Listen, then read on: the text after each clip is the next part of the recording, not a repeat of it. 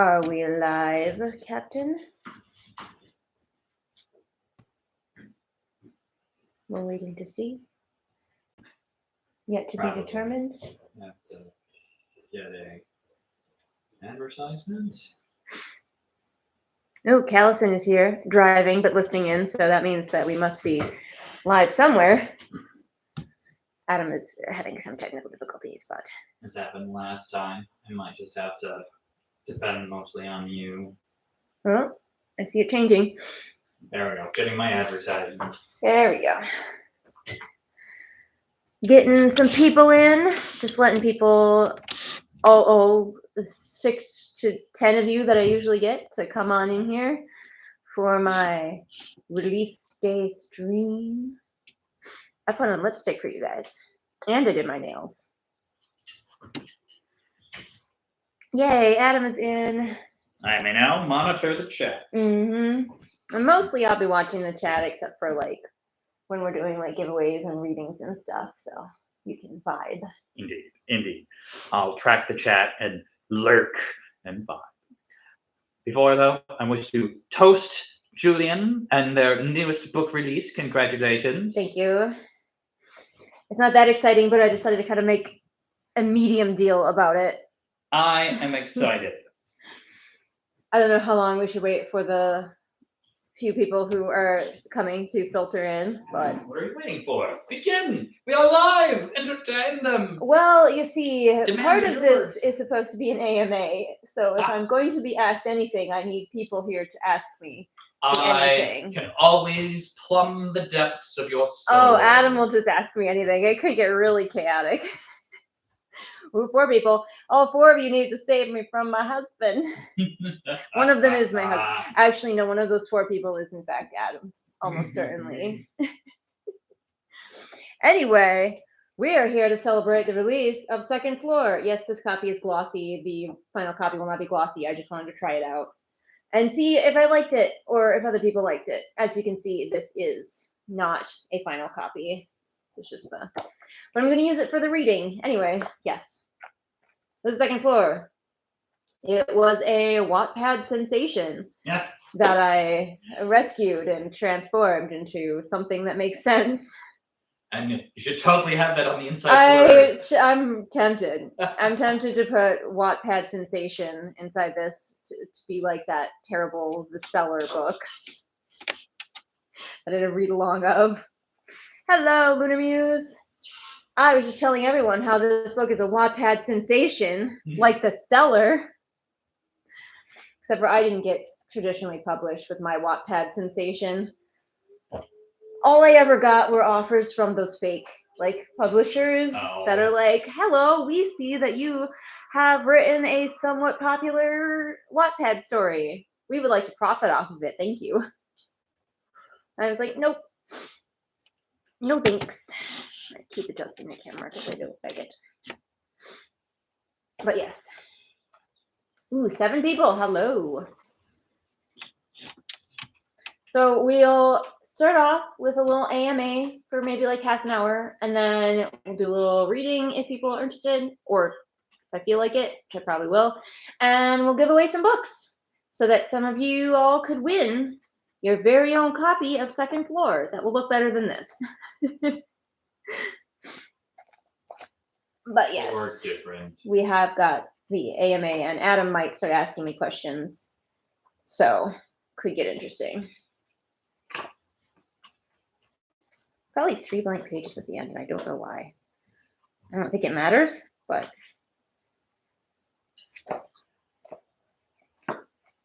You have your first question in the chat. Oh, what is the question? Oh, I better look. Why? It's PC Sergeant L. Have you shown your first edition customs on stream? What does that mean? Oh, the ones that Cassidy made? Yes.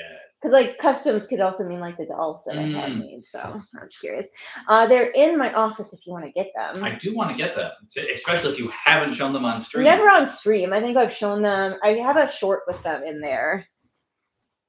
Yay, we have another question.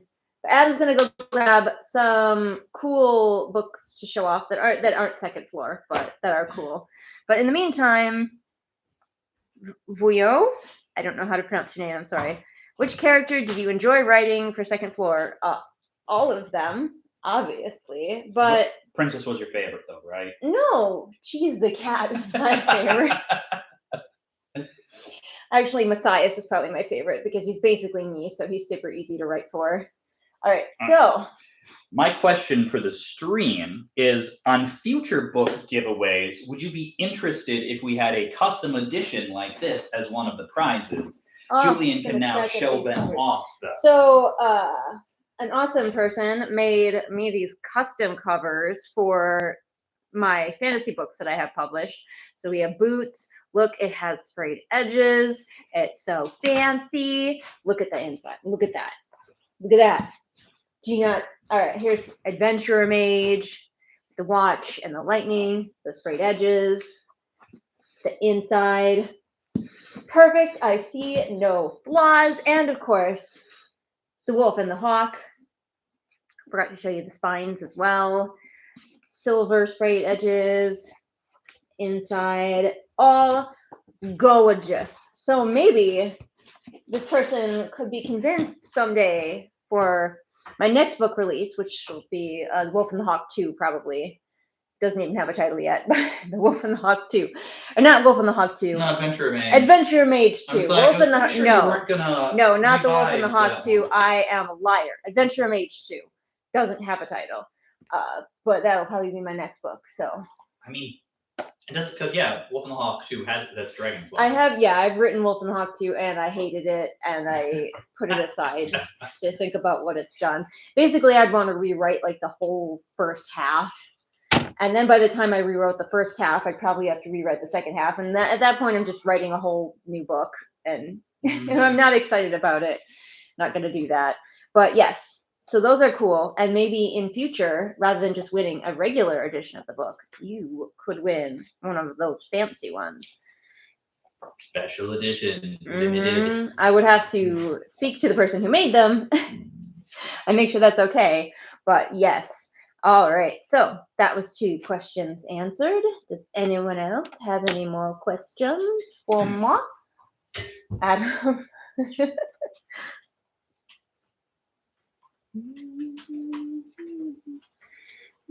I have Under Pressure by David Bowie and Queen stuck in my head because that's the theme song for this book. And I made a bunch of reels using that song. Let's see.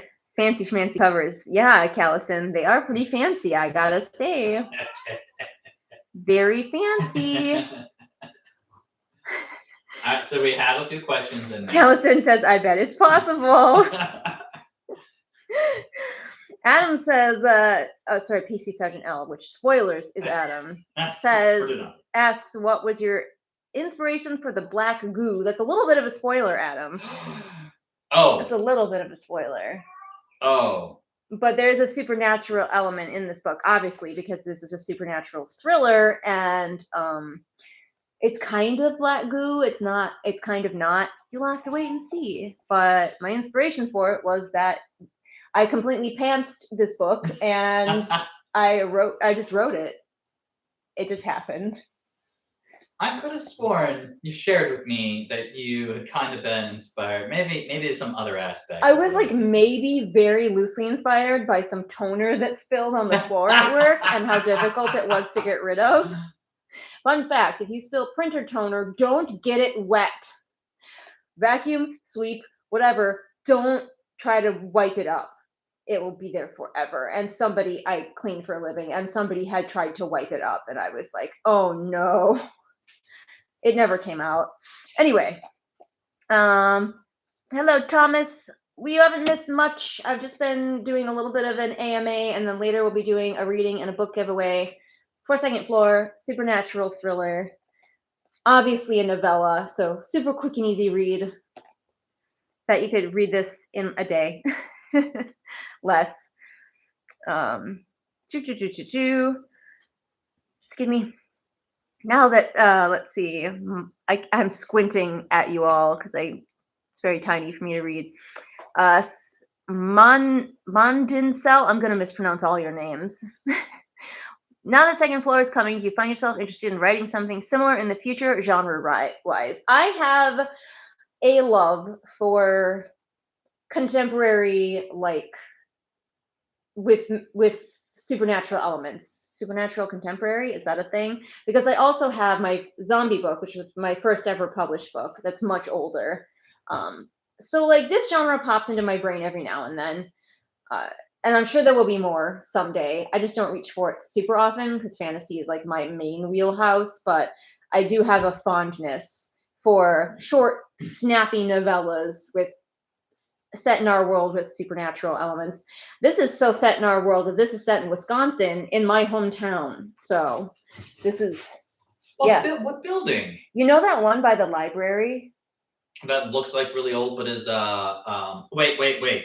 Immediately next to the library? Yeah, that brick one. That looks really. Yep, that's the building that this building is based off of. I've never been inside it, so the inside is completely my imagination, but the outside was the inspiration for the building that this book takes place in. Through the windows. I didn't peek through the windows, no, because I would have had to go up to the building, and there were always people like sitting on the stoop and stuff, and I was like, that makes me a creeper. Infamous parkour enthusiast Julian Greystoke did not at least go peek in the windows. No, because I would have to do it at night, and I was never around the library at night. All right, let's see. Luna Muse, yes, in the custom covers. And question, have you done a video about getting started on Wattpad? I have not yet, and that's mostly because I don't feel like I'm very qualified to answer many questions about Wattpad. Like this did really well on Wattpad. I have no clue why, but like everything else of mine is a complete disaster, and like 5 people have read it on Wattpad. So like I am probably not the person to ask about Wattpad. I mean, getting started for me was literally just making a Wattpad account and uploading my book to it. That was it. Every time I wrote a new chapter of this, I just copy pasted that chapter into Wattpad and published it. By the way, if you want to read an incredibly, incredibly crunchy version of this book, like if you're like, I love that you've written a book, Julian, but I don't want to pay you money, then you can still read the first draft of this on Wattpad. I'm not going to take it down. It is very crunchy, and the spelling and the grammar are all over the place. So like if you want something much more readable, also like the plot, I changed things to make more sense. So yeah, but you can read it for free in a very weird state over on Wattpad still. I'm not going to do that with all of my books, but this one I did because it's so popular over there. Don't want to take it away from the kids who find it popular over there, I guess. But yeah, my how to get started on Wattpad video would just be me being like, well, you make a Wattpad account and you put your book in. Profit, no profit. There's zero profit. Mostly you get contacted by scams. Hey, profit is the glory that you get for being number 5 Right. Wattpad sensation. If you don't have money, support her there so she can climb to number 4 Wattpad sensation. In the thriller category. Or whatever it was, supernatural thriller. Mystery? Oh, yes. Okay. You can enter a bunch of categories, and that was one of them. Not a lot of mystery writers over on Wattpad, apparently. I don't know if this would qualify as mystery, honestly. I just like threw a bunch of categories at it that it would fit into. I would say this is very solidly a supernatural thriller. If you've read, what was it called? House with Good Bones.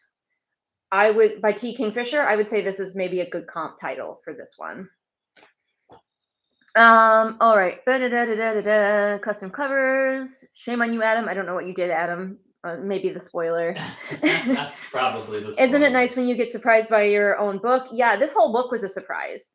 I completely pantsed this book. I had no idea where it was going at any time. I got to the ending and I'm like madly scribbling in a notebook. Like if you looked, it was so erased through that it was like breaking through the page because I kept being like, who goes where and what is this? I have no idea. So I was so surprised by this ending as you were. Everything in this was a complete surprise. I just literally sat down and started putting words on the page, and then this happened. I'm usually not that much of a pantser. I'm delighted by like that second to last big scene where everyone's like figured it out, and you think you as the author have figured it out, and then they're like, no, you're wrong, Julian. And I'm like, I literally had it drawn out on the notebook page, and I'm like scribbling out names and like moving them around and like erasing. And I want to find that notebook again. I don't know what happened to it, but that page is pretty much destroyed. I was like, I need to keep track of this, but who is what and what is where? What? Oh, sorry. You just said I tried to be subtle. You should talk to them. I know. I have a tendency to want to talk to the person in the room, which is bad. They're the person in the room. You are also the person in the room. By the way, Puppet Master, thank you for the $5 donation. I was going to say that if anybody wants to shoot me a little extra love on Ko-fi or here or on my Patreon, I would like to get a audiobook version of this because it's shorter, so it won't be as expensive. So I really want to do that for this book, and I will not be doing AI voiced audiobook. I will be paying a human to voice the audiobook, and that can be pretty expensive, which is why I don't do it with all of my books. But if you want to throw a little extra my way to help get this turned into an audiobook, I appreciate it. And I know, like, if you send me money on like Ko-fi or whatever, I'm gonna know that that's meant to be like for the audiobook, unless you tell me otherwise, I guess. Let's see, getting behind on the chat. What about producing this book? Was the biggest surprise, the biggest change from the previous books? Well, the biggest surprise, I think, was the ending, like Adam and I were just talking about, and I was madly scribbling away, shooketh by what was happening. It's like, oh, okay, I guess this is happening. Cover reveal. I mean, this is the cover, and the cover has been all over on like Instagram and stuff. I didn't do a video cover reveal because I don't know. I just wasn't feeling it for this book. This cover was a real struggle, so I was just kind of like over it. I was like, Also, again, this is glossy, but this was just to try out and see if I liked the glossy cover. The actual cover will be matte.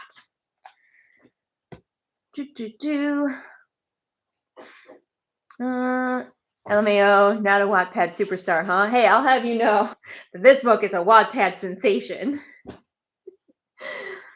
Where can I buy the book? On Amazon. You can buy it digitally on Amazon right now. I had a last-minute snafu this morning, so the paperback is going to be a little bit longer. I will be sure to announce when the paperback does come out, hopefully like tomorrow. It was supposed to be out today, and then Amazon had an issue, and yeah. But the digital is available now.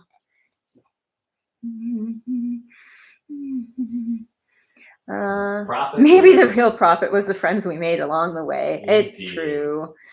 Thank you for the congrats on the book release. Would buy an audiobook. Cool. I think it would be a great audiobook, yeah. Ooh. Yeah. Everybody excited for the audio? It will be a little while on the audio because I do have to like figure out the budget, make sure that I have the budget for it, and then I have to audition audiobook readers, and then they have to get that whole situation. But Amazon does not allow you to create an audiobook until the book itself is published, so I couldn't do them all at the same time or like prepare the audiobook in advance because I don't want to voice it. I think because this book has a male lead that it needs a guy to read the audiobook. Oh, that means we can't get our favorite voice back. No, probably not. Not for this one.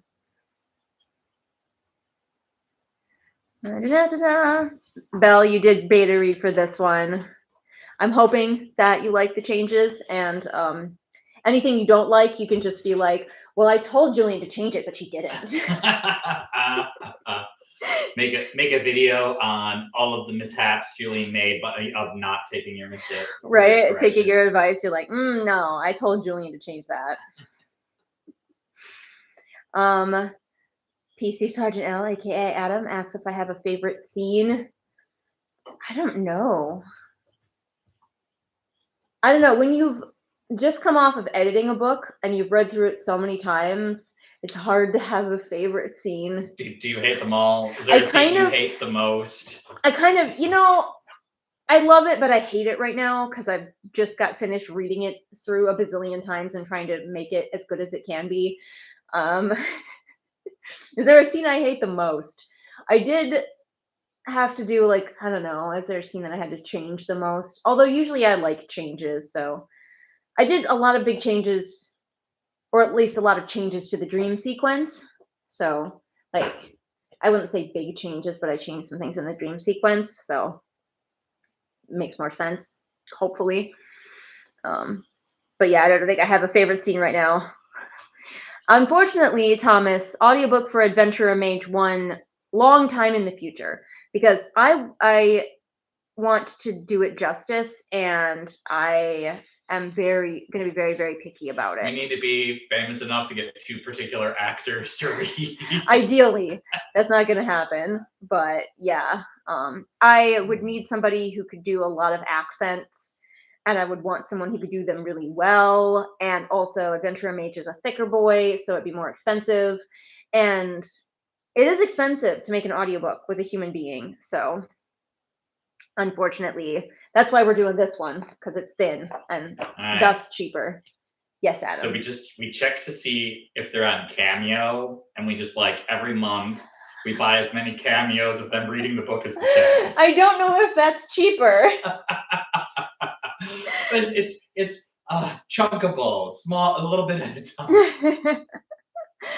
I don't, John, if you're asking about the audiobook for Adventure Mage, I don't have any friends who can do a Welsh accent, probably an Irish accent, and at least one type of English accent, if not more. I don't think any of my friends can do that. We're too American.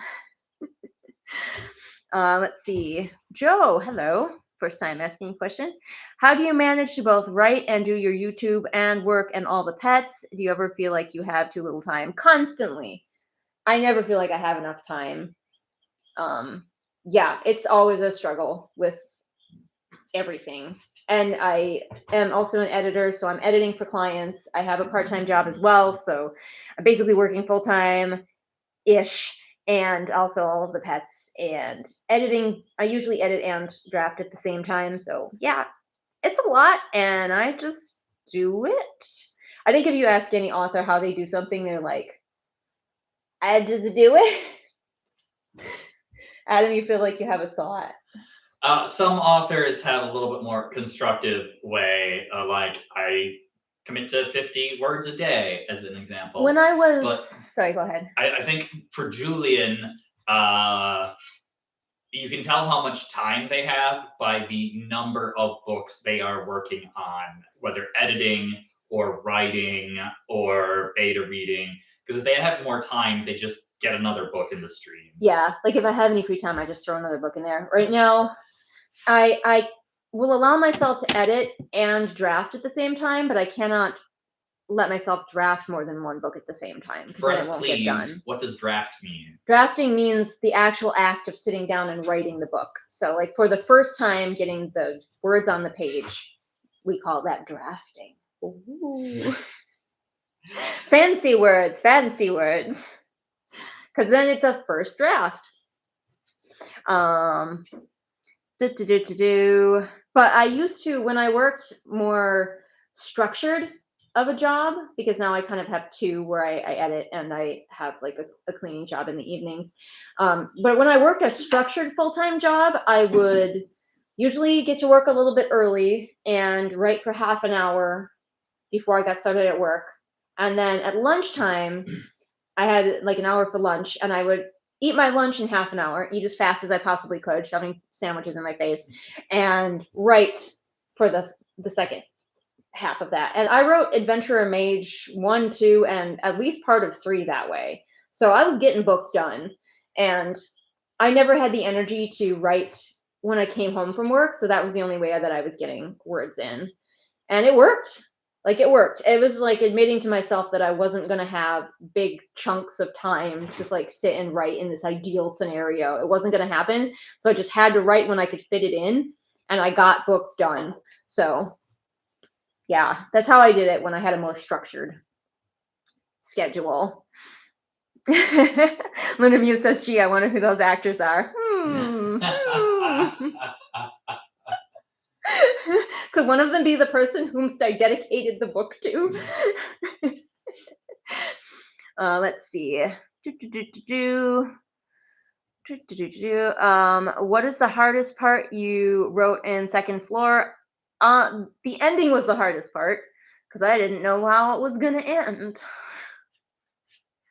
And also, I was like, this was in my no pressure book. So this was just a book when I was writing when I felt like it, like no pressure. And so I stopped at the second to last chapter. I stopped for several months and I came back to it.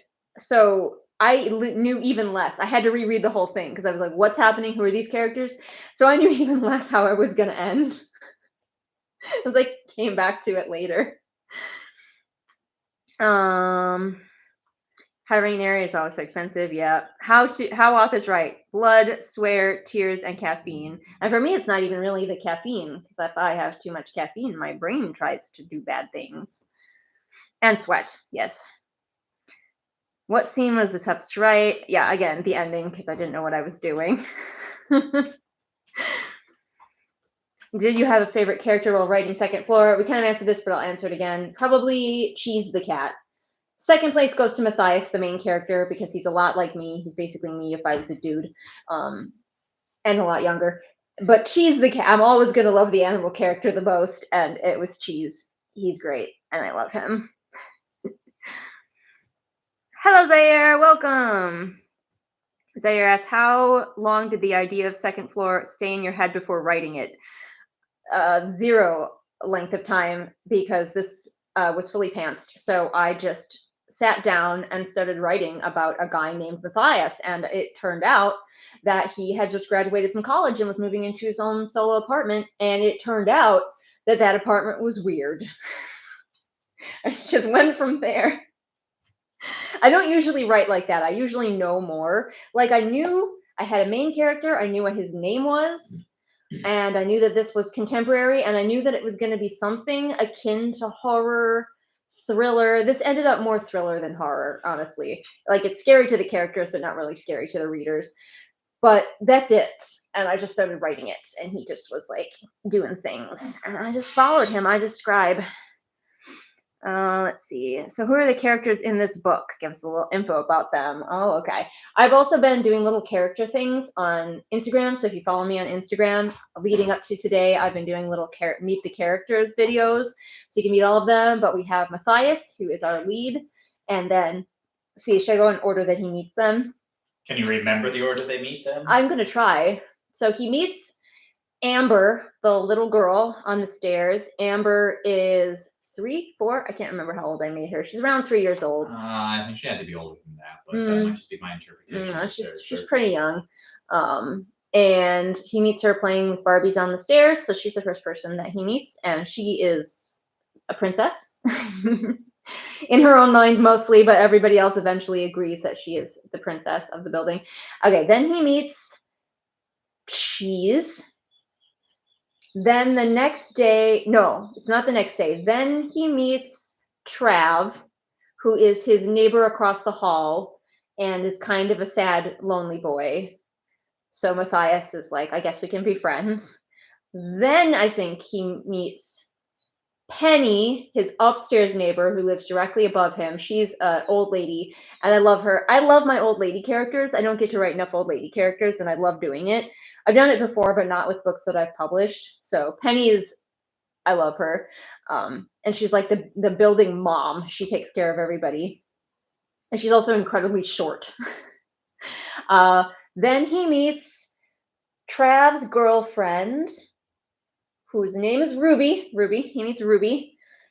And then he finally last meets Ben and Cass, who are the married couple who live above Trav. And they are the parents of little Amber. And that is all the characters. I'm very disappointed in you. What? Your introduction of Ruby is as a girlfriend. I'll be honest, Ruby is the least characterized, and I feel a little bit bad about it. Like, she definitely has, like, thoughts, feelings, and stuff of her own going on, but we don't get much of it in this book, which is a little bit sad. but it is in fact a novella, so I didn't go super deep with anybody. Well, but you're about to start a new book. Could it be Ruby's story? no. Oh. The next book I'm going to draft is going to be the first in what is probably a fantasy duology. So, Opus 630. I'm going to answer a few more questions, and then we'll do a reading, and then maybe a giveaway, and then maybe we'll move back to the questions again. Characters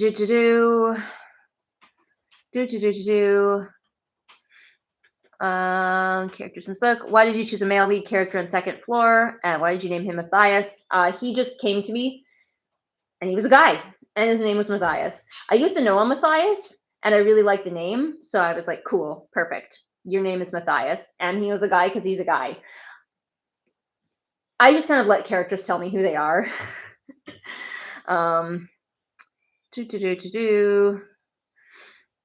It's impressive. I need to sit on a concept for ages before making it. Some people do, yeah. I'm not one of those people. Sometimes I have to sit on stuff longer. How much does the final draft look like the first idea first draft? For the most part, like, the story itself doesn't change, but I will tweak scenes and character stuff. But ultimately, the story is the same, first draft to final draft. It's just that I often have to go in and I add a lot of foreshadowing. If character arcs aren't working, I need to tweak those. If there's scenes that don't need to be there or scenes that need to be added, I put those in. But the story is always the same from my first draft to my final draft. Been busy with a lot of Discord stuff and haven't been around. Hello, cursed content. Welcome. When you describe characters in your books, e.g. Adventure Mage, what do you do to make sure that each description of a character's body sounds different? Well, I give them different body types. Like Matthias is tall and skinny, and Trav is a little bit plumper, and Ruby is also been on the curvaceous side. So the characters just tell me who they are. And I usually pick a few things, like 3 things that are distinct about that character and describe those. And then the rest of the description comes out as time goes on. But now I think we're going to take a little break, and I'll try to come back to your questions. No? My beautiful question. What is your question, Adam? What is your question? Get on the boat. What character from any of your novels would you most ship with the characters in this book? Well, Matthias is an asexual, but that doesn't mean we can't ship people with him because he's not aromantic. He might be my first just asexual, not aromantic character. I usually write aro aces because it's easier for the public to understand. Like, I'm not aro ace, but I write them because then I don't, especially in a fantasy book where I don't have the language for it, I don't want to try to explain to people who are barely understanding what asexuality is that also there's a difference between romantic and sexual attraction. But Matthias is asexual, but not aromantic. And I don't know who I would ship with the characters in this book. Who would you ship, Adam? How about we start with Cheese? Cheese. I would ship Cheese with Boots from Boots. They can be a gay orange cat couple. The chaos would be real. I need to write something besides orange cats. I'm drawn to the oranges. Like, Boots is orange, Cheese is orange. Cheese is from a whole different story, by the way. Cheese is from a different book that I never continued. I wrote a few chapters of it and then stopped. So, like, a lot of times characters that don't get used in other books end up in different books. Cheese the cat being one of them. All right. How about Ben?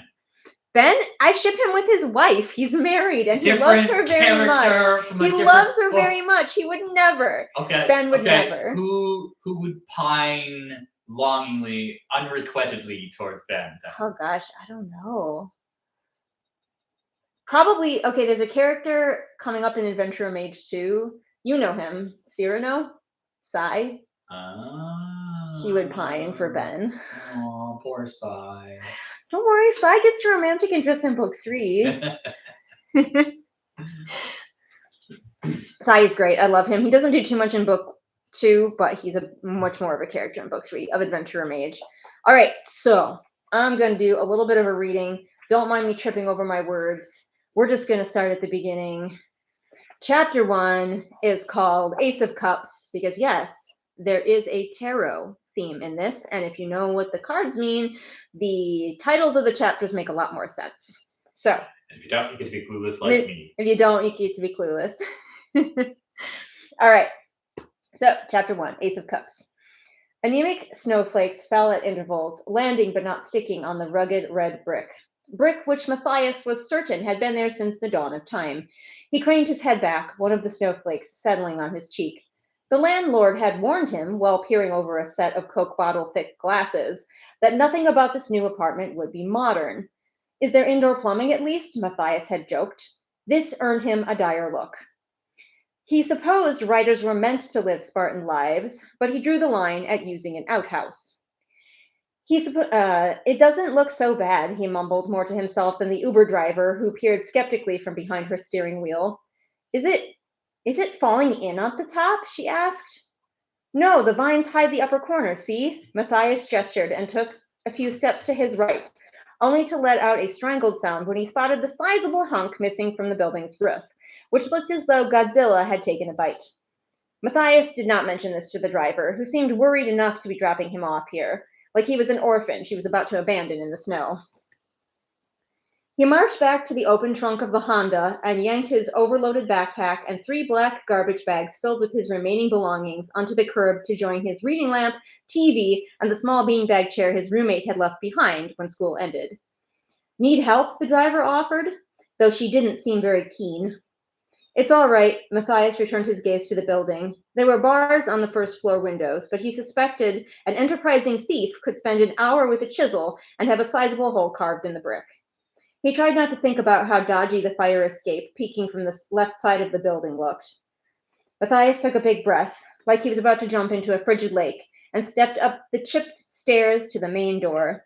He clasped the icy handle and gritted his teeth, knowing his driver was still watching him, whether in curiosity or pity. The metal burned with cold, but the handle turned and the door swung open to reveal the lobby. His senses were immediately accosted by walls the color of used mop water, accented by a deeply scuffed tile floor. The wall to his left housed the little metal doors and the residents' mailboxes, and to the right stood a plastic garbage bin and several damp cardboard boxes. A doorway beside the boxes revealed an aged coin-op washing machine and dryer. Everything smelled like feet. Once he propped the door open with a loose brick he was certain someone had left there for this purpose, he went back for his things. With bags draped over his shoulders, his small TV cradled in his arms, Matthias headed for the stairs, kicking his beanbag in front of him. His mother had instilled in him the stubborn desire to make it all in one trip. The building was so old it didn't even have an elevator, though Matthias suspected that if there had been one, you couldn't have paid him to use it. He faced the only modern-looking thing in the lobby, thick, fingerprinted, hopefully shatterproof glass doors. After some possession juggling, he managed to draw his key from a pocket, and the latch clicked willingly open. His new apartment awaited on the second floor. It's not that much of a trek. He clamped his University of Wisconsin Oshkosh keychain, in his teeth, and hefted his lamp over one arm like a stunted lance, his beanbag under the other. The stairs were metal, with little teeth for traction, and he tried not to think about how much it would hurt if he tripped and met each one on the way down. So consumed was he in placing one foot squarely on each step while balancing a TV and wobbling garbage bags that he nearly stepped on the little girl sitting on the stairs. Oh, Matthias peered over his TV at the child. She looked up at him with eyes so dark they were nearly black. She had warm brown skin, and he guessed she was about 4 years old. Okay, 4, that's how old they made her. She also appeared to have dressed herself, as she was attired in a bright pink princess costume, complete with a cone hat. She blinked up at him for a long moment, then pulled a naked Barbie from the step he'd been about to put his foot on. Thank you, Matthias said around his keys. I'd hate to trip carrying all this. The girl clutched her Barbie to her chest, eyeing him with the cold appraisal of a royal. What floor do you live on? He wasn't certain why he felt driven toward conversation when his left heel was hanging precariously off a step. Midwestern manners? The girl pointed upwards. Second floor? She shook her head. Third floor? She nodded. Who else lives there? Matthias rocked back, then corrected himself before he could tumble down the way he had come. Mama and Dad, the girl said. She pulled out another Barbie, equally nude, from where it had been jammed beside her against the wall. And Miss Penny. I see, Matthias chewed his keychain and glanced upward. It was a wonder that the families lived in a building like this. The little girl's apartment was only 1 floor below the missing roof. There had to be a leak. I'm Matthias. Matt, I'm moving on to the 2nd floor. Okay. The girl had seemingly decided that she had her fill of talking to strangers for the day. Clutching both dolls, she darted up the stairs, one of her sneakers lighting up pink and purple with each step. Right, Matthias hefted his TV and trudged onward. Nice to meet you. I think that is where I will stop this reading for there. Hopefully you enjoyed it. So, what do you think, Adam? Should we answer more questions and then do a giveaway, or do a giveaway and then answer more questions? Adam doesn't know. Answer more questions. You want to go longer than an hour, so we can't do the giveaway yet. Well, we could do giveaway and then questions and then giveaway. I don't know. we can do it however we want. I think we only had 2 copies, so unless you're going to do actual copies. I'm going to do actual copies for people. I'm going to be nice and not give them my crappy. But they're special. I can give these to like friends and family. You know who you are. So if you just want one of these, friends and family, people who live on our property, you can have one. You don't even have to enter the giveaway. All right, I'm going to catch up maybe with questions because I did see the chat going a bit as I was reading, being like, what a shitty book. Oh, it's terrible. Oh, my ears. Why are they bleeding? Why are they bleeding? Ah! That happens. I'm sorry. Let's see. Kind of can't find where the chat was. Okay, there's Adam's boat question. All right. Joe asks, how do you write your characters usually? Do you know who they are when you start writing? So I know a little bit. Most of the time, the main characters have to come to me first. I can't just start writing. So Matthias did show up, and he was like, hi, I'm Matthias. Put me in a book. And I was like, gotcha. Okay. Same with Maeve and Valentine. I knew who they were before the book started, but there's a lot of side characters that I have no idea until they show up in the book. But I need to know the main characters.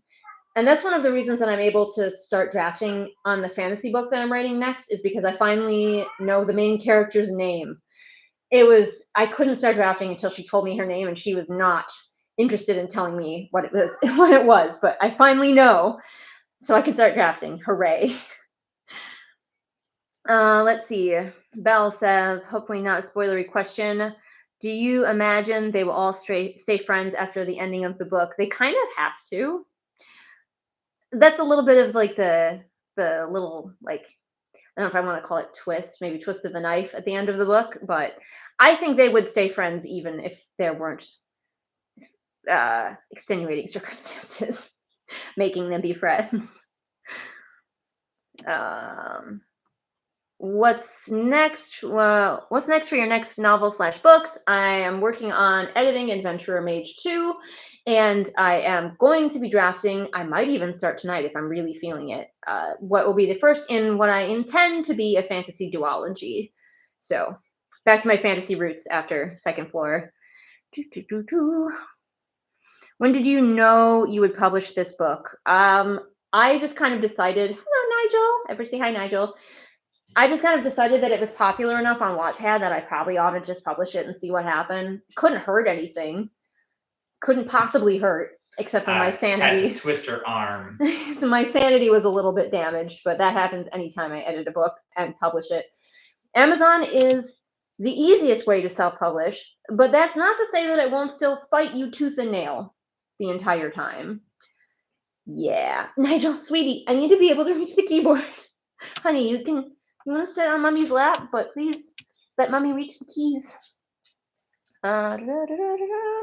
So this is a paranormal story, right? What sort of spooky creatures can we expect? I cannot reveal, as that is a spoiler, kind of a major spoiler for the story. So alas, you shall have to read and find out. Hello, happy release day. Thank you. You are too tired. I understand. But thank you for joining us on this stream. I assume you've left by the time I got to this, but if you haven't, thank you very much for joining us, and I hope you have good sleeps.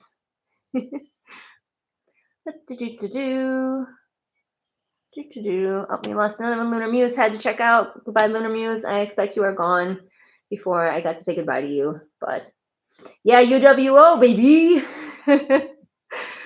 Multiple Barbies appearing out of nowhere. I used to have Lilith's Pet Shop on me at all times. Yeah. I think little Amber is going to be like a pretty relatable child to a lot of us, I feel like.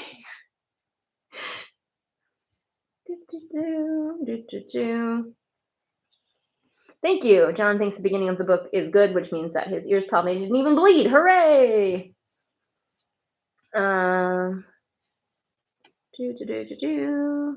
Nigel giving me a bath. Thank you, buddy. Why Second Floor as a supernatural thriller and not a realistic thriller? Because I always have to have something. I can't just write for the real world. The real world is incredibly boring. I have to have something. Zombies, whatever the thing is in this book. I don't like people and their messy problems are not interesting to me. And I don't like most thrillers use mental illness as a twist, and I'm not doing that. So like then it just leaves people and their messy problems. And I'm just no thanks. Let's throw something supernatural at them instead. All right. I have reached the bottom of the questions. Does anyone else have more questions? You didn't say who you'd most ship with like Penny and Ruby. Oh, Ruby I ship with her boyfriend in this book, but if she had to have somebody else, I ship her with the Bard from Boots. What about Penny? Penny? Who's that? Penny's the old lady, and I don't know who I would ship her with. Could do another old lady. I was like, I could ship her if Penny was queer. I don't actually know Penny's sexuality. She never told me, and I'm like, well, it's not important to the book anyway. I think she might be someone on the ace spectrum as well, honestly. But where was I going? I could ship her with Ren. Yeah, I could ship her with Ren, who is my other old lady character in one of my unpublished books. Sadly, unpublished. Yeah, it's not that good. Two of my most longed for to be published works. You can read it on Wattpad for free. The other one that I haven't published. What would it be? Well, I think it's fine to remember you. Yeah, just find me on Wattpad. It's all linked in my link tree. So just open up the link tree.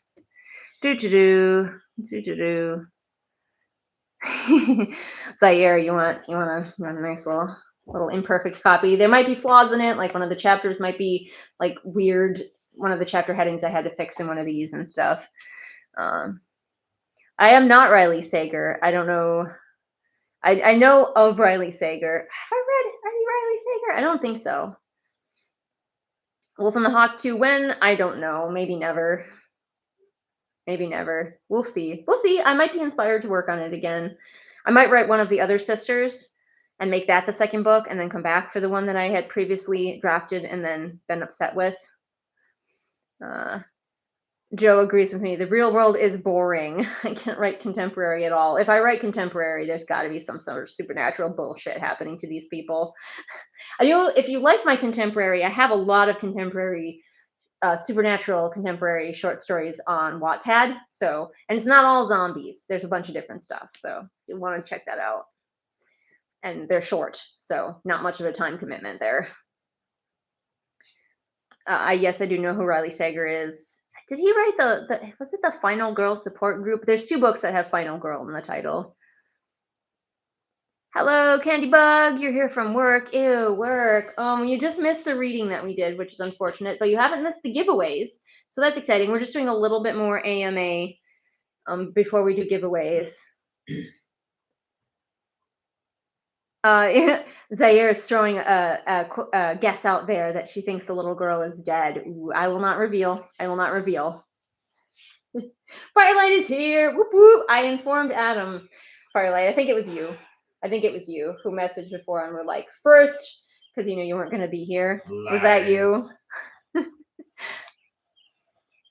Prizes of mysterious origins. Prizes of Amazon origins. Which, I mean, let's be honest, it's kind of mysterious. We don't know what goes on there. Okay, yeah. Riley Sager wrote Final Girls, The House Across the Lake, and Lock Every Door. I feel like I maybe tried to start reading The House Across the Lake, and it wasn't for me. But if you want a comp title for this book, I would say A House with Good Bones is a good supernatural thriller comp title for this book. You want like similar vibes. This one's a lot more found family, but similar kind of just feel to it overall. You have not missed the prizes Firelight. You have not. So we'll still be doing that. We're doing a little bit more AMA. And I made her wait for you. Adam made me wait, made us wait. Firelight says, take that, Adam, LOL. The Firelight Adam rivalry lives on. You know, I should probably post that I'm actually doing the stream a few places. Too late. Hey, I'm gonna post. Like, I don't know, we might be on here a little bit longer. So ask more questions while I'm posting around that the stream is happening. Not that it's probably gonna get anybody else over here, but I can try.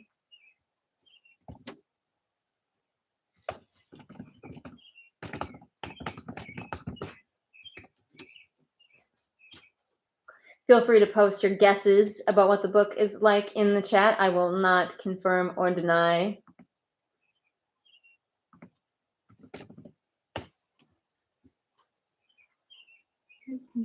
The only time I go on Twitter is to post links to things. I'm pretty much done with Twitter.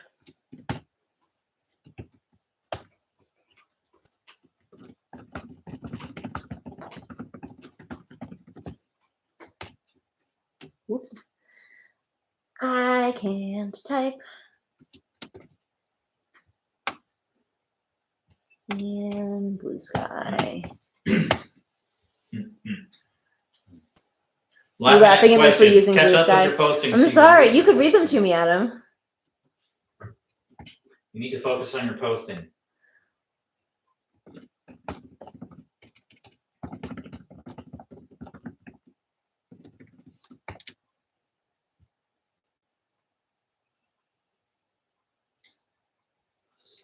There we go. And back to threads. All right, there. Shared it a few places. Right.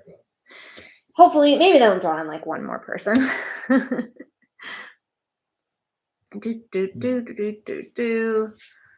Adam demands more questions. My inspiration for second floor, it's not very engaging, unfortunately, because this one was completely pantsed. So my inspiration was a character named Matthias showed up in my head and was like, write a story and it should be a supernatural thriller. And I started doing that. That was the inspiration.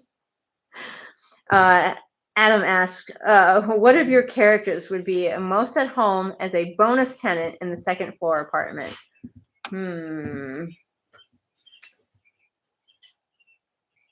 Probably somebody from another contemporary story. So maybe somebody from Phoenix, Deidre and Moth. They could grow up, they could move in.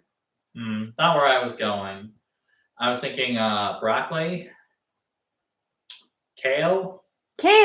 Whatever the vegetable he was named after. Kale. Yes, I have a sci-fi that will eventually come out. I just have to like do more editing on it. But there's a character named Kale, and Adam always calls him Broccoli.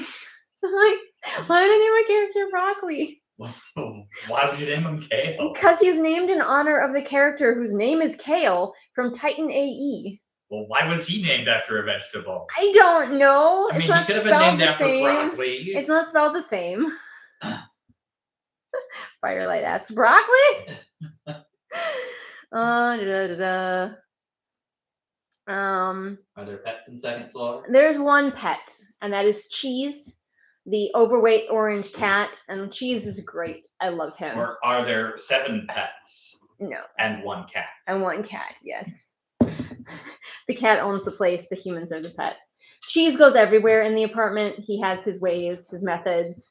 And Cheese, as is often the case with cats, is far more tuned in to the supernatural goings-on than the stupid humans around him. If only they would listen to his meowing and understand what he means, instead of just continuing to be dense, dumb old humans all the time. I love the trope of the cats can see supernatural things. That's one of my favorites. So, of course, I had to have it in this book. Probably I have a stream on my phone so I can better chat and snack at the same time. What are you eating? Adam wants to know what are the snacks. Firelight says they'd probably survive. I'm not sure who. Don't use Twitter. It's almost like you didn't want to show up on an author behaving badly.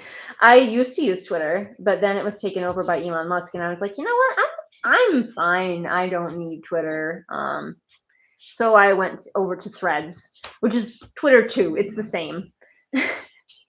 But Elon doesn't own it, so I'm fine over there. Thank you.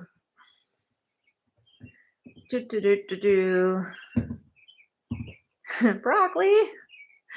Oh, Hedgehog Dilemma. Hello, Hedgehog Dilemma. You missed the reading, although I could maybe do another one. Oh no, Kale, like in one half of the triangle from Throne of Glass. No, his name is spelled like Kale or something like that, and it's just pronounced Kale. Kale, as in the main character from Titan AE, because I love that movie, and I will not feel shame for it. Firelight also loves that trope for animals in horror. Sour cream and onion chips, Adam, to answer your question. That sounds really tasty. I wish I had sour cream and onion A chips. high quality but traditional snack. I could go for some sour cream and onion chips right now. Hedgehog Dilemma says cats can see supernatural things, but sometimes they are just fucking with you. Yeah, I mean, sometimes I do think that Cheese is just fucking with them. He likes to sleep. He likes to get into Matthias's apartment and sleep on him. And sometimes it's to like warn him about supernatural things. And I think sometimes it's just because Cheese likes to sleep on Matthias. Excuse me. Phoenix characters would survive. Maybe. I wonder how Cheese would get along with Deidre's dog, Chief. Chief is a coward. So I get the feeling that it would be one interaction and Cheese would just threaten to scratch him, not even actually scratch him, just like bat at him, and Chief would immediately surrender and go hide in a corner. I think that's how that interaction would go down. Who would rage the hardest at Mario Kart of your second floor characters? I feel like Penny, the old lady who lives upstairs, would secretly be very good at Mario Kart. I feel like everybody'd be like, yeah, Penny's never played video games. And she'd be like, oh, no, what is this controller and how do I use it? And then she'd smoke everyone at Mario Kart. Amber would rage the most, but she is 4. So probably Ben. He has a little bit of a temper, so he would probably rage quit before everyone else was done. She sounds like Titus from My Horror Story. He's also orange and is there to go, this house is fucked by. Cheese goes, this house is fucked and I'm staying. Cheese takes the fact that his apartment building is like possessed or haunted or something very personally and really is upset by that. He's one of those cats who's like, how dare you come into my home? Gotta get Ripple sour cream and onion chips. They taste better. They are very tasty. Or what's the cracker company? Ritz? Ritz has like flaky toasted sour cream and onion crisps. Those are really good. Now I want one of those. Hedgehog Dilemma says a line that Cheese would say, listen, not everything is about ghosts. Sometimes I just want scratches. Yep. All right. I feel like we have got a few new people, I think, but I think also maybe we're starting to slow down on the AMA because most of the people who are here have heard me talk before and know many of the things. So would we like to do a giveaway? I have prepared the numbers. If you are still here, you may earn a prize. All right. I do ask, unfortunately, that you be from the United States. So what you're going to do is you're going to comment your name. If you're from the US, you're going to comment your name in the chat, and then Adam will use a random number generator to pick a winner, and then you will get in touch with me with your address so that I can send it to you. Again, unfortunately, United States only, because shipping to other places is ridiculously expensive. It's sort of just insane, and I don't know why. But you will be sent a copy of Second Floor that is not glossy.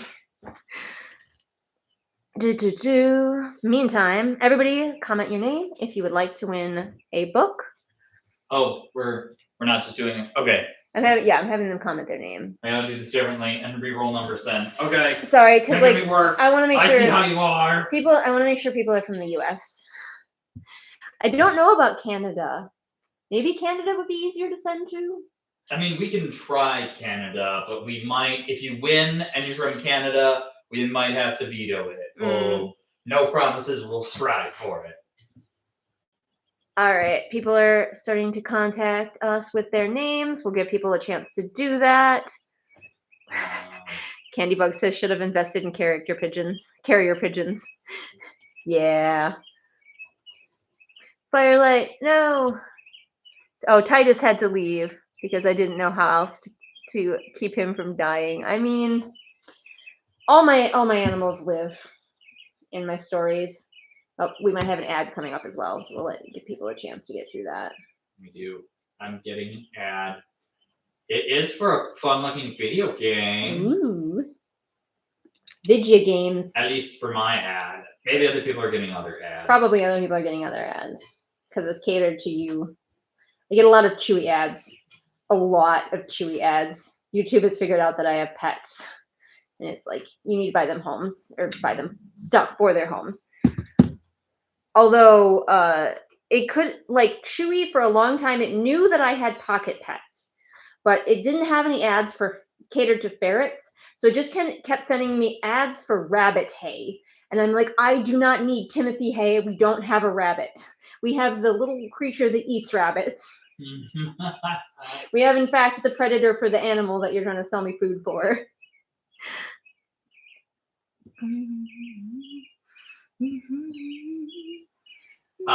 My video game was Idle something, Idle Adventure, Idle Champion. Ryan Reynolds phone, but I get a lot of those too. I do get a lot of Ryan Reynolds trying to sell me. All right, I think probably we've got all the names that we're gonna get. I'll give Adam a second. He's doing things. Oh, I think he's gonna roll dice. Oh yes, I have dice. Ooh. I'm pretty sure it's this one. Real dice, everyone. None of those No. crappy random number generators for us. Actual physical dice. The classic random number generator. Hedgehog Dilemma says, no fair, dice hate me. They hate me too. There's not much competition because it's a pretty small stream though, so maybe. You're not rolling maybe. them. And it's not like you're my arch nemesis or something. Firelight says, sounds like they were playing the long game. Sell you rabbit food so you can get a rabbit to feed to your ferrets. All right, how many are we rolling, by the way? Oh, I thought you had written down. No. How many are we giving away? Well, at least 2. Okay. So the first random number is a 5, which lands on John Young. John, you have won a copy. Please contact me via one of my social medias, which does include Twitter, with your address so that I might send you a copy of the book. And we'll wait on. Thomas Freeman, you enter if you are from America. Throw your name in the chat, and you will be in the next roll. Yes, if you are from the U.S., if you're new here and you're from the U.S., put your name in the chat, and we will add you to the list of people who could win a book. Firelight says, give away 12 for 12 watchers. I wish. That would be pretty expensive. Dog. Don't mind the dog coughing in the background. She does this thing where she rolls onto her back, and then that makes her cough. And she doesn't, learn. Oh my gosh, dog. We're in the middle of a stream. I want to be the center of attention. Make better life choices. She never learns that rolling on her back makes her cough. She loves sleeping on her back. She does. All right, are we ready? All right, I think we're ready. We've added one more name.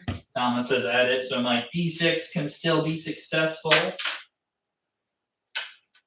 Who is it? It is liking the number 5, but with John being removed, that now brings us to Scribble Doll as our Scribble fifth Doll, winner. you are our other winner. Please contact me via my social media with your address that I might send you a copy. Yay!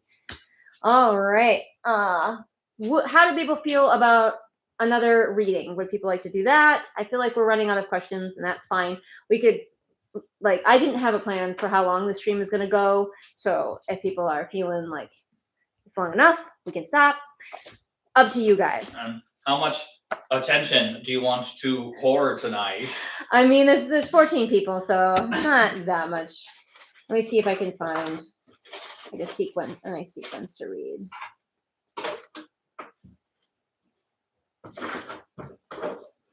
Might read you Matthias' first dream sequence. Gets, I think, 2 dream sequences. Zaire demands more reading. Hooray. Zaire knows what's up. Zaire's like, read to me. Read to me, mommy. Hey, I could be assembling furniture right now, but this comes first. Damn right it does, Hedgehog Dilemma. What furniture are you assembling? I might be willing to give away a 3rd book at the end of the stream if we manage to keep the stream going a bit longer. But I'm going to read you Matthias' first dream sequence, which I think is at the end of the first chapter. Yes, it's at the end of the first chapter. So no new chapter title for you. All right. And again, I'm sorry if I stumble over my words. I'm not very good at cold reading. Zaire says, I do like being read to. Not even sorry. It's true. It's fun. It's fun being read to. All right. Matthias wasn't certain when he'd become a lucid dreamer, but he'd read that it was common for writers. So when he fell into a dream and found himself aware, it wasn't a surprise. He was walking through a tunnel, or maybe it was a corridor. It looked ancient, with crumbling stone walls and torches for illumination. His feet seemed to know where he was going, and he wasn't afraid, so he let them lead, even as the torches guttered ominously in an impossible breeze. A wailing, like a child crying, slithered to his ears, but for now it was a confusing annoyance. This dream wasn't quite behaving like they normally did, but he never came to harm when he was in control.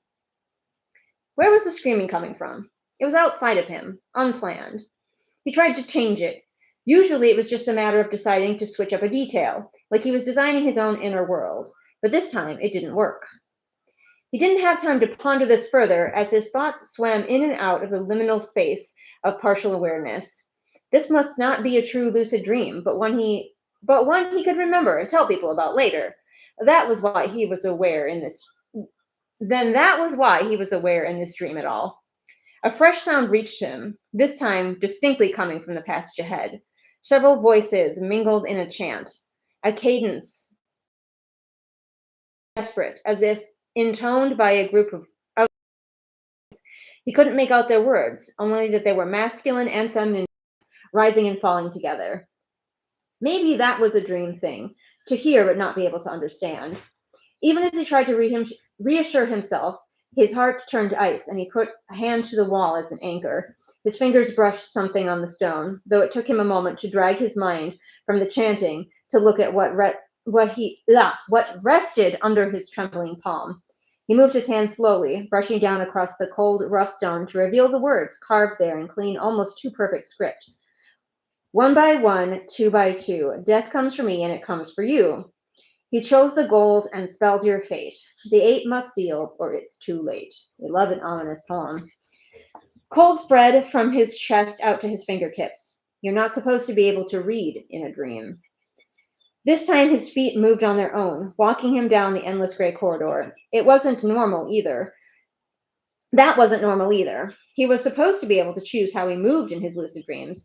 Sometimes he could even pull away from himself and view the scene from above, like a director in a movie, but not tonight. His heartbeat sped and his skin tingled like spiders scuttled over it. By the way, Matthias has some mild trauma about spiders. Find out later.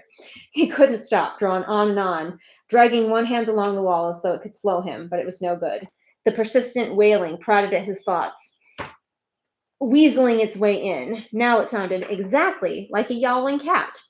He was finally able to command himself to stop. and he felt the drag, small stones scuttling against his bare feet. More than anything now, he didn't want to round that next bend. Somehow he'd lost control of the dream, and was certain that whatever was just out of sight was more horrible than any monster his fertile mind had yet conjured. Pressure spread across his chest as though someone had set a weight on it. Gasping, he tried to press his hands to the spot, but something prevented him. He lashed out at nothing with both arms and woke up. The room was pitch black, and he was still lying atop his blankets, draped awkwardly across his bed. Two bright eyes stared down at him like little moons. His first instinct was to burst into a sitting position and throw the creature that had pinned him across the room. He stopped himself just in time. Cheese? He huffed.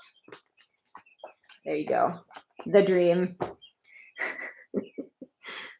The dream. And yes, Hedgehog Dilemma. I do lucid dream, and Matthias's experiences of lucid dreaming is the same as my experiences of lucid dreaming. So I can change things, and also I can like pull away from myself, like I'm watching a movie, and like watch my little character.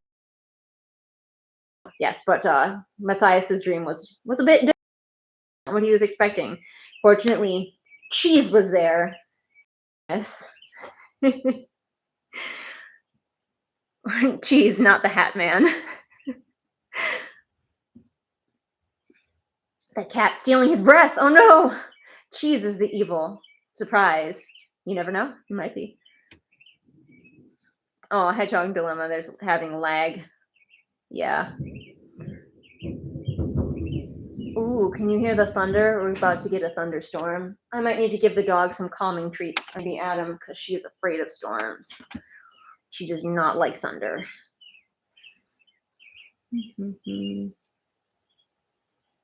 No more FNAF before bed, Matthias. Right.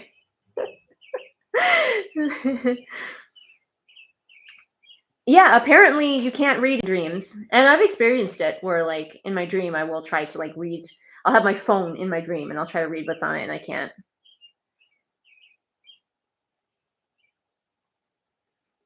Hat Man spoiler.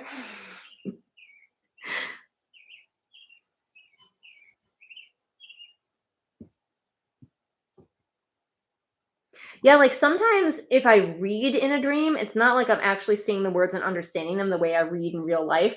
I'll look at the text and it's just like squiggles and my brain will be like, this says blah, whatever it needs from my dream. But most of the time in my dreams, when I try to read, I end up frustrated because I can't read it for some reason. And my dream will come up with a logical reason why I can't do that.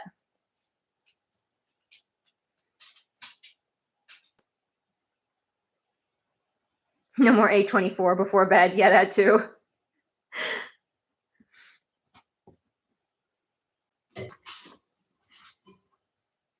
Waiting for Cheese's villain monologue. Cheese would definitely have a monologue if I let him.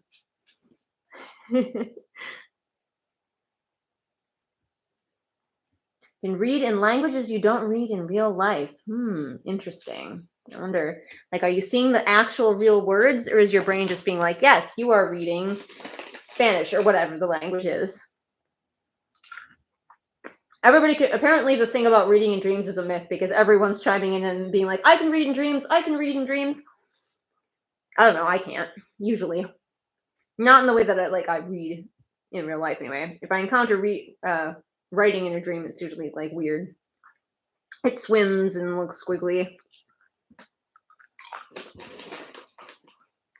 Yes, John, you can contact me on Facebook. I have a Facebook page. All of my links are in my link tree, which is in the doobly-doo. So any of the social media, I'll try to check back with all of them. I've checked Tumblr the least. So if you contact me on Tumblr, I might not notice as soon as I would like to, but I'll try to keep an eye on all of them.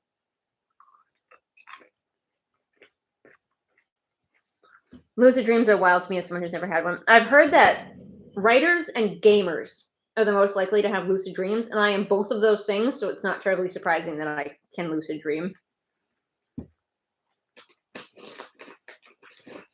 When you guys dream, we're talking about dreams now. When you guys dream, do the people in your dreams have faces? Coworker says in her dreams they don't have people with faces, just blurry. All my people have faces. And most of the time, I'm usually playing a character and not even me. Like I'll be me experiencing as another character. But yeah. Yeah, I see the words, but they're rubbish. Yeah. Firelight says, next time you try to read in a dream, it's gonna work. Yeah, watch it. Watch it work.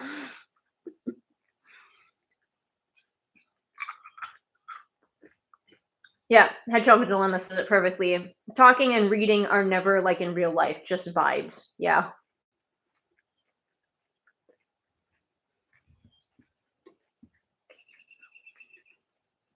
My favorite were the ones where I and the cast, theater rebels, are like, and then I got blocked out.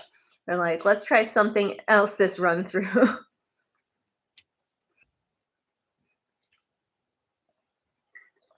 Or if I have dreams, it's something mundane like being late to work. I get those dreams occasionally, but my brain likes to be very fantastical, and very often there are zombies.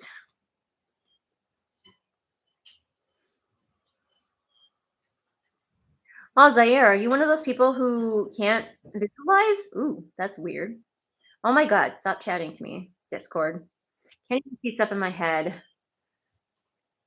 I mentally see in movement, so the concept of a lucid dream sounds like an elaborate prank. I like, you know, there's like a spectrum of like what you can see in like your mind's eye. And so you've got absolutely nothing, and then like a little bit of something. Like if somebody said picture an apple, you can see nothing at all, like all the way up to I picture a perfect flawless apple in 3D. I can spin it in my mind. Like that's me. I'm on that end with like I can spin the apple, I can smell the apple, I can even convince myself that I'm tasting the apple. Like that's how my brain is very, very much like you see it, you feel it, you're there. Which is great for writing because it really helps me ground myself with characters and scenes. Because I'm experiencing it with them. Feel it all. Feel the weight of the cat on my chest. I used to lucid dream when I was a kid, not so much anymore, except when I went on my anxiety meds. That was startling. Oh, I bet. When I was a kid, I used to sleepwalk, and I used to have very vivid dreams that would make me sleepwalk. It was interesting for my parents. I think as a kid, I figured out how to do it because I could use it in nightmares. Step off, Nightmare Man. I got lasers. Yeah, especially in like my zombie dreams, I can just be like, actually, I have a gun, you know, or I can rewind and like do the scene over again. The way it manifests the most is I rewind and do a scene over again because I didn't like it. It really is like a let's try the scene again. So I'll be like, I didn't like the way this scene went. I didn't like the way we fought off the zombies. Harold got bit, and I don't want Harold to get bit. So I'll just rewind and do the scene over and save Harold this time.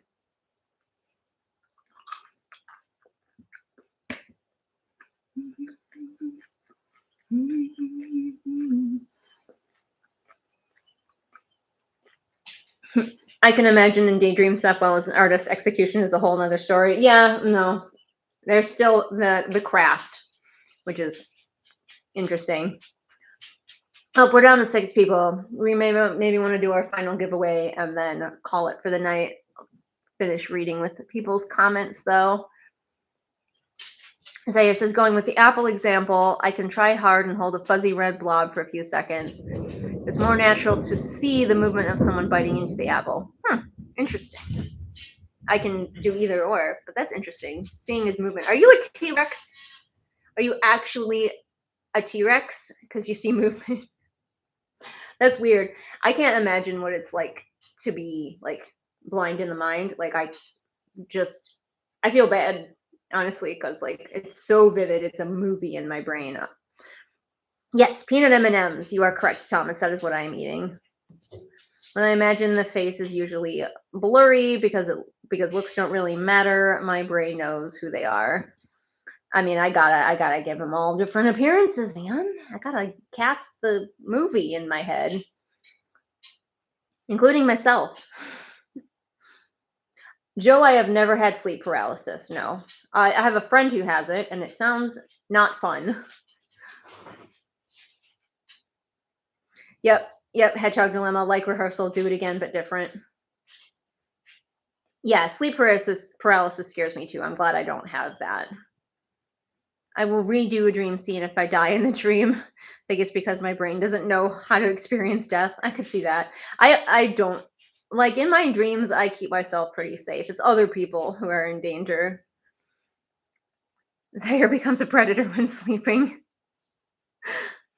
All right. Let's go for the giveaway. Anybody new want to add their names in? Otherwise, I assume, Adam, you saved the names from before. I have the names from before, Okay. and if we have no new competitors, I'm ready to generate my random number. All right, give a chance. I don't think there's anybody new because we've lost people versus gaining people, but we'll give anybody who's new, if you're from the United States, you can enter your name in the chat, and we will enter you to win a copy of Second Floor. Sleepwalking scares you, Firelight? It was creepy for my parents. Like, it didn't bother me, but I would just, like, walk. I used to sleepwalk with my eyes open, too. So I'd walk into my mom's bedroom, and I'd stand at the foot of her bed, and I'm fully standing there, dreaming, unaware that I am in her room, standing at the foot of her bed, because I am fully in a dream. And she'd wake up, and there's this child Small, staring at blonde her. child Yeah, staring small. at her. Like I said, Very my much eyes children of the were corn. open. Yeah, it was creepy. My parents were like, and sometimes I like do weird things. Like I'd come downstairs and do something weird, like move a chair or something, and just had to put me back to bed. Usually they'd wake me up. I know you're supposed to not wake up sleepwalkers, but they'd wake me up and it never did me any harm. And I was still really groggy, so I'd just be like, oh, okay, I'll go back to bed. Do we have any new challenges? Does not look like it. Does not look like it. So, all right, then. Yep, my Thomas, random you should be in number there. Generator. Yes, Thomas is in there. Apparently, Zaire gets compared to a cat a lot. Let's see. Am I rolling? You should have attached yourself. Yes, go ahead and roll, Adam. You should have attached yourself to the ceiling while sleepwalking. Darn it, why didn't I think of that? Right. This number generator rolled number 1, which on our list right now is Candy, if they are still in the room. If you're still in the room, Candy, yes, they recently commented. So message me on one of my various social medias, Candy, with your address, and you shall be sent a copy. Yay! All right, and I think the dog is getting anxious about the oncoming storm, so we will wrap up. Feel free to ask any last minute questions real quick before we wrap up for the evening. But otherwise, thank you all for coming. Final question. Final questions. I suppose I could read the synopsis as well. Just because. We'll do that while you ask your final questions. Second floor. Matthias is an aspiring author fresh out of college and finally able to move into his first solo apartment. He's thrilled to have a place free of pushy roommates and noisy siblings where he can focus on his flailing publishing journey. Instead of peace, he finds a decrepit apartment building inhabited by an odd assortment of residents, including an intrusive neighbor, a little girl who wanders freely, and an overweight orange cat named Cheese. As Matthias settles in, things begin getting stranger. Something vile is growing in the dark, and it's coming from somewhere on the second floor, where Matthias happens to live. Bum, bum, bum. So hopefully those of you who want a copy are excited to read that, and everybody else is excited to purchase themselves a copy. Digital copies are available now on Amazon. Not hardback. Physical paperbacks. Physical paperback. That's what I was looking for. Will be available soon. I'm hoping by tomorrow. We had a little bit of a weird snafu with Amazon. They were supposed to be out today, and Amazon contacted me and was like, "Something's gone wrong, and we need to start over." So thank you, Amazon. I love that. But yes, you can definitely get your digital copy now, and eventually we will have audiobooks. I hope. I have to go through budget and stuff like that, but hopefully there will be audiobooks. I just don't know when. Can't guarantee a timeline for that. Thomas says that you apparently sleep talk. Adam sleep talks sometimes. One time he rolled over and said something about a wizard. I still am curious about that wizard. Like, to this day, I want to know what was happening with that wizard, and I never found out.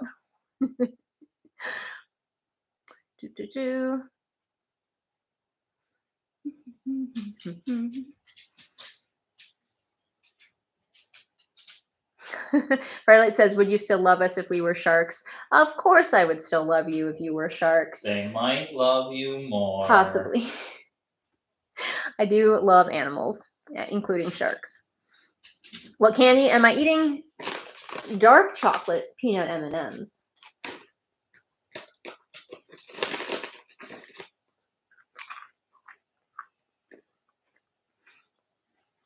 Also, candy bug. Is there more than one candy? Or is it candy bug, Adam? What? I think there's only one candy bug. Okay. Did candy bug already win a copy? No. Okay. Candy bug is you, I think, who won a copy. Hopefully there's no confusion. I'm sorry if there's confusion. We will try to sort it. Adam is the wizard.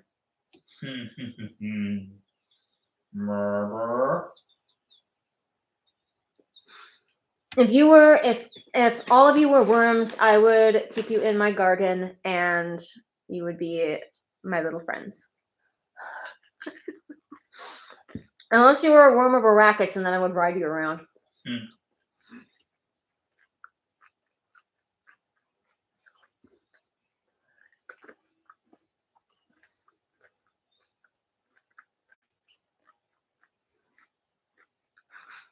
How much is rent in my garden? Free if you're a worm. Good night, Zaire. Thank you for coming. I'm an all M&Ms liker, but today I was in the mood for peanut M&Ms. That answers your question, John. They're crunchy. Is there on-site laundry? Why, yes. It's called the rain because you are a worm. On the second floor. Julian and her legion of dune worms. I would definitely be riding the dune worms for sure. We got back up to 11 people. I'm sorry if anybody's lurking because we're about to close down, but thank you for coming. And you can always rewatch this. If you miss parts, miss some of the readings. Yep. Gotta shuffle walk. You gotta walk without rhythm so you don't attract the worm.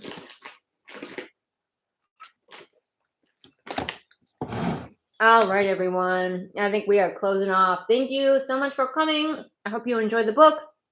If you want a copy, remember to contact me with your address on one of my various social medias. All of my social media can be found in my link tree in the doobly-doo. And if you don't hear back from me, feel free to hunt me down. Be like, Julian, Badger. I sent you a message. Where's my book? So yes, badger me. Good night, everyone. If one of the questions was which postcard I've suggested, I'd win. Bye, everybody. Thanks for coming. Adam, you want to say bye? Goodbye, my fellows. Thanks for joining us this eve. Bye, everybody. Goodbye now. Bye-bye. Goodbye now.